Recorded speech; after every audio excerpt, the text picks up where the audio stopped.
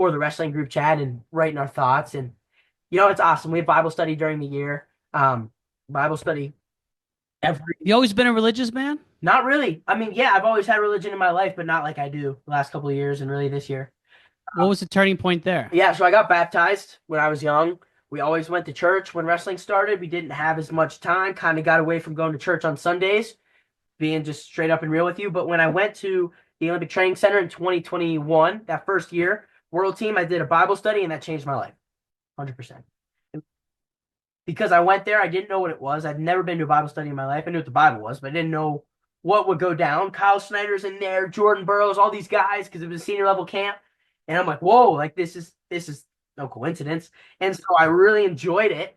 And then I got a Bible and I start getting connections with FCA, Coach Hess, right? Jose Campo from FCA. Now we're with Daryl. And he's great. All these guys are really great resources. Pete as well. And so I start meeting all these guys, and it changed my life once we started going back to church. My whole family goes now, like the whole wrestling team's all in. We do Bible studies. I believe it's on Fridays. Fridays at 7 a.m. Those are great. We love doing those. And everybody gets on. We're enthusiastic reading through. And Daryl runs those with us. He's down. He's located in D.C. around Maryland. And he's like our team chaplain. He comes up. He'll talk to the team. But we do those weekly Okay. Bible studies. And we did one over the summer, too, with the world team.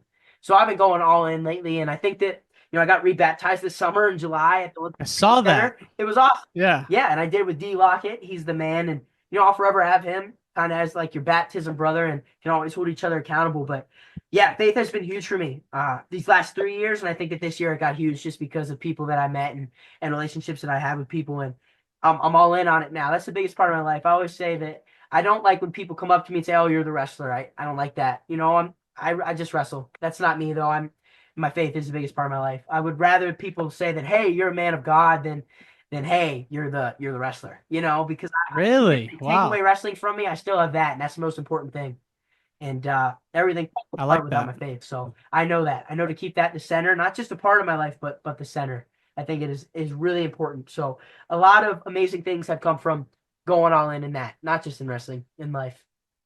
Well, that's got to help with the ebbs and flows of the wins and losses. Not that you're experiencing too many L's in a year, if any, but like that's got to help just as you're going through the process, all the ups and downs of any competitive journey. Yes. No, it helps in everything. Like those problems that you had before aren't so problematic anymore. They're not so big anymore. You start to realize there's a bigger picture. And I go to a Catholic school, and so we get to learn about that daily. And I just love learning and trying to grow. But I think too, like, everybody says they were called to wrestle or they think their purpose is to wrestle. I think my purpose is to wrestle, but my purpose is to use my platform to grow faith.